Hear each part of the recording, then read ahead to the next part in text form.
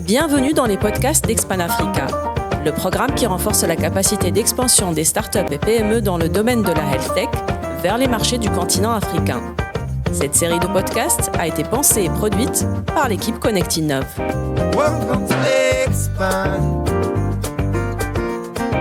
Africa Podcast.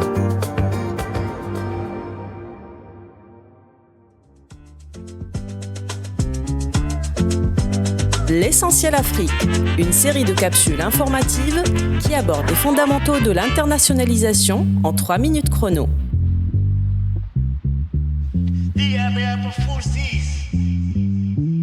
Depuis plusieurs décennies, les chaînes d'approvisionnement mondiales ont été construites sur une logique d'optimisation des coûts. Les entreprises ont réparti leur production entre différentes régions du monde.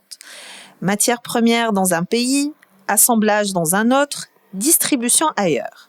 Mais ce modèle est en train de vaciller. Crise sanitaire, guerre, tensions commerciales, conflits, ces événements, autrefois considérés comme ponctuels, s'installent désormais dans la durée. La mondialisation, telle qu'on l'a connue entre 1990 et 2015, laisse aujourd'hui place à un monde plus fragmenté et imprévisible où la continuité logistique ne peut plus être garantie tout le temps. Les entreprises œuvrent alors à se réinventer dans un contexte aussi incertain afin de rester compétitives. Mais alors, peut-on encore parler de chaîne mondiale de valeur dans un monde qui se ferme et se fragmente ? Ce que l'on observe aujourd'hui, c'est une volonté croissante des entreprises de réduire leur vulnérabilité géopolitique. Pour cela, plusieurs stratégies émergent. Diversification des sources d'approvisionnement, relocalisation partielle ou régionale de la production, friendshoring, c'est-à-dire confier certaines étapes de production à des pays partenaires ou considérés comme politiquement sûrs. Mais ces choix ne sont pas neutres. Reconfigurer une chaîne logistique a un financier, humain, technologique. Cela suppose aussi une vision stratégique claire, notamment pour les secteurs les plus dépendants du flux tendu et de l'international. Dans ce nouveau contexte, une autre question se pose. Faut-il accepter de payer plus cher pour une chaîne logistique plus résiliente ou continuer à courir le risque d'une dépendance instable ? Le modèle dominant de la mondialisation est en mutation.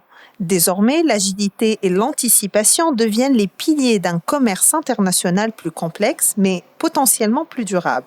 Pour les entreprises africaines, méditerranéennes ou européennes, ce basculement peut aussi être une opportunité, celle de rapprocher les zones de production des zones de consommation, de créer de nouvelles alliances régionales et de bâtir un commerce plus équilibré.